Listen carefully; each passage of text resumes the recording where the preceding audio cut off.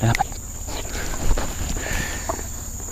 Halo semuanya, gimana kabar kalian? Ketemu lagi dalam Bahasa Indonesia, dan kali ini saya akan bahas hubungan antara masyarakat Indonesia dan predator. Di Indonesia kan kita punya banyak predator yang besar. Di Sumatera ada harimau. Di banyak pulau antara hampir semuanya ada buaya, termasuk buaya muara yang paling ganas. Dan juga ada beruang, belum lagi yang ular dan lain sebagainya yang tidak dianggap predator tetapi tetap merupakan bahaya lah untuk manusia.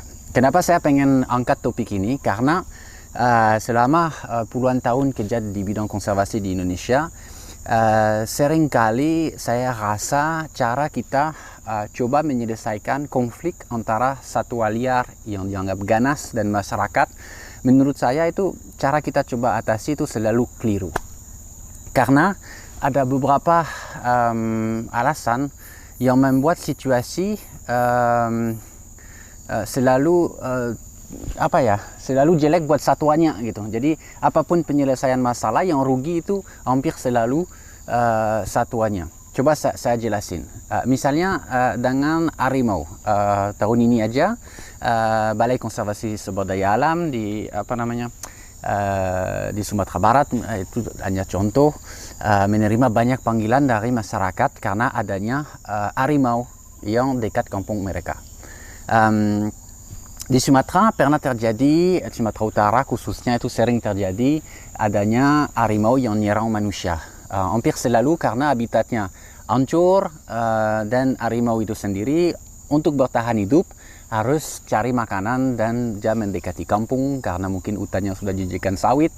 Jadi dia dekat kampung, biasanya harimau mulai menyerang anjing, kambing, dan ujungnya bisa sampai ke manusia. Dan kalau sudah sampai separah itu, menurut saya sudah tidak ada jalan keluarnya, harus harimau tersebut ditangkap karena memang merupakan satu bahaya yang besar buat masyarakat. Tapi ingat, bukan salah harimaunya, salahnya karena habitatnya dimusnahkan oleh manusia. Tapi sayangnya yang diserang oleh harimau bukan pemilik kebun raksasa yang di belakang kampung, tapi yang diserang adalah masyarakat biasa yang hidup berdampingan dengan dulu hutan dan sekarang kebun itu tadi. Jadi dalam situasi seperti itu, oke, satuannya harus ditangkap, mau nggak ada jalan yang lain gitu. Tetapi sering banget terjadi, dan itu akhir-akhir ini terjadi, hanya sekedar melihat harimau, belum menyerang siapa-siapa, belum pun menyerang kambing atau satwa di kampung, sudah menghubungi pemerintah, pihak pemerintah, Departemen Kehutanan untuk coba menangkap satwa itu sendiri untuk dipindahin. Sedangkan satwa itu sendiri belum buat masalah apa-apa. Dan dari ribuan tahun ya memang seperti itu, adanya predator yang bisa datang dekat kampung gitu. Jadi rasa takut itu membuat di zaman sekarang cukup merasa, wah ada harimau, kita bahaya, harus kita pindahin. Menurut saya itu salah. Karena sekali lagi, kalau satwa itu belum melakukan apa-apa, cukup kita usir.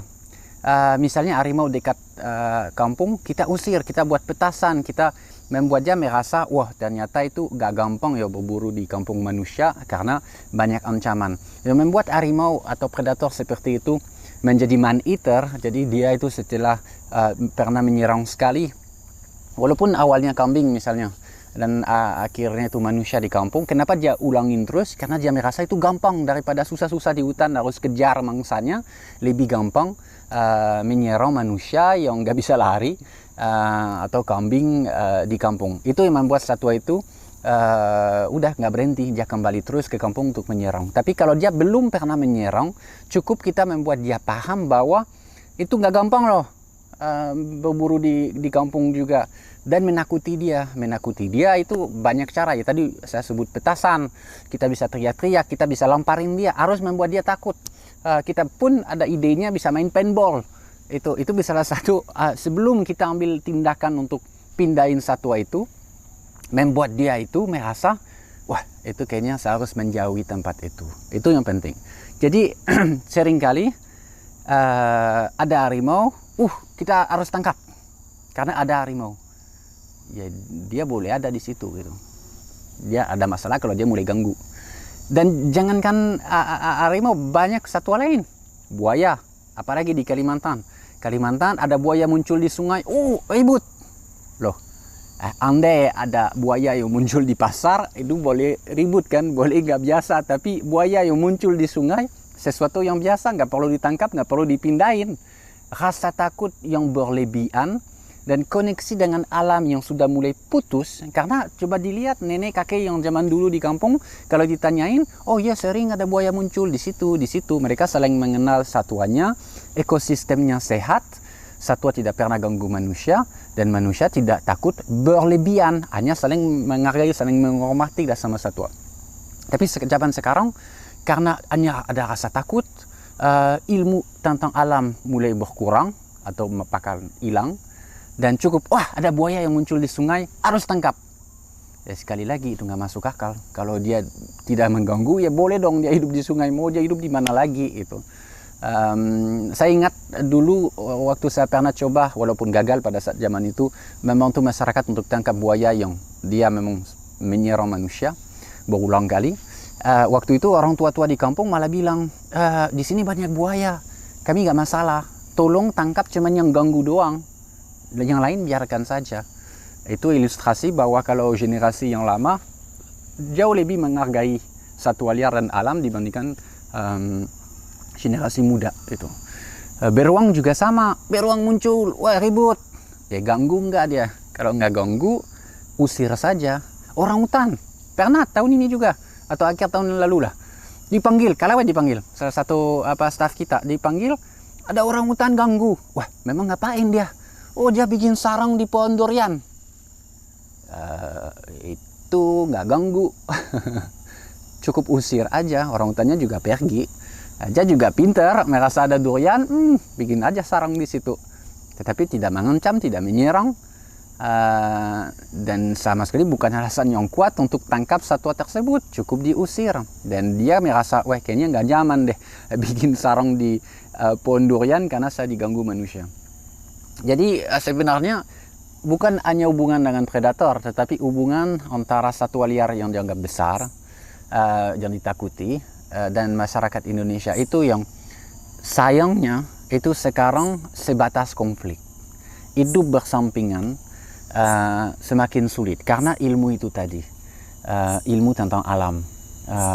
Harimau di lingkungan yang sehat tidak ada alasan dia menyerang manusia. Buaya juga sama, beruang juga sama, apalagi orang hutan. Nggak ada untungnya, orang hutan kan bukan predator, bukan apa, dia nggak pernah itu menyerang manusia. Jadi itu yang sangat disayangkan. Harapan saya kita punya refleks, oh ada satwa itu, ya udah kalau memang terlalu dekat dengan manusia demi keamanan dia sendiri, kita usir agar dia kembali lebih jauh dari kampung. Tapi bukan alasan untuk tangkap. Setiap kali. Dan sekarang Yayasan Kalawet menolak membantu pemerintah untuk menangkap satwa liar yang belum buat masalah kalau tidak langsung dilepas. Dan ditranslokasi aja sebenarnya kalau dia belum buat masalah sudah salah. Karena kalau kita setiap kali merespon masyarakat yang menghubungi kita karena itu, sebenarnya kita mendukung perilaku itu, mendukung masyarakat untuk setiap kali menemukan binatang seperti itu untuk hubungi. Di Kalawet kita pernah terima satu buaya yang terperangkap dalam rengge. Waktu itu ya karena kita membantu pemerintah. Tapi ada rasa frustrasi, seharusnya kita cuma membantu masyarakat untuk lepas buaya itu dari rengge. Karena buaya itu nggak sengaja masuk rengge. Nggak ada buaya yang hari ini aku pengen terperangkap dalam rengge. Kan nggak mungkin. Jadi itulah yang kadang membuat saya merasa frustrasi bahwa kita gagal mengatasi permasalahan yang muncul antara satwa yang dianggap ganas oleh masyarakat dan masyarakat itu sendiri. Jadi tolong dipikirkan, tidak asal karena ada buaya muncul, tidak asal karena ada harimau terlihat, berarti ada masalah. Pada umumnya kalau ada harimau sehat yang muncul misalnya dekat kampung, seperti di kawasan Kalawet sekarang ada harimau yang muncul di Sumatera, kami sangat senang. Karena mungkin bukan berita jelek tapi berita baik, ekosistem kembali sehat, mangsanya kembali banyak, makanya ada harimau. Andai dia mendekat terlalu dari kampung, harus diusir, titik, masalahnya selesai. Silakan tinggalin komen kalau setuju atau tidak dengan pendapat saya. Tapi buat saya itu sesuatu yang membuat sedikit sakit hati, khususnya harimau. Saya rasa itu tahun per tahun kita malah kosongin harimau dari hutan, karena setiap kali ada kendala itu pemerintah ambil langkah untuk tangkap harimau tersebut. Belum lagi harimau dan satwa lain yang terperangkap jerat. Baru ada masalah itu juga antara satwa yang menyerang manusia, jadi benar-benar ganas, dan satwa yang bela diri. Itu beda sekali. Kita tidak bisa bilang, oh beruang itu buat masalah. Padahal kalau kita gali, karena saya ketemu satu orang di kampung, tangannya hilang. Aku tanya, kenapa Pak? Apa yang terjadi? Orangnya cerita, saya diserang beruang. Wah, dengar cerita itu, waduh ganasnya itu sampai tangannya hilang loh. Tetapi kalau kita nanya lagi, gimana kejadian Pak?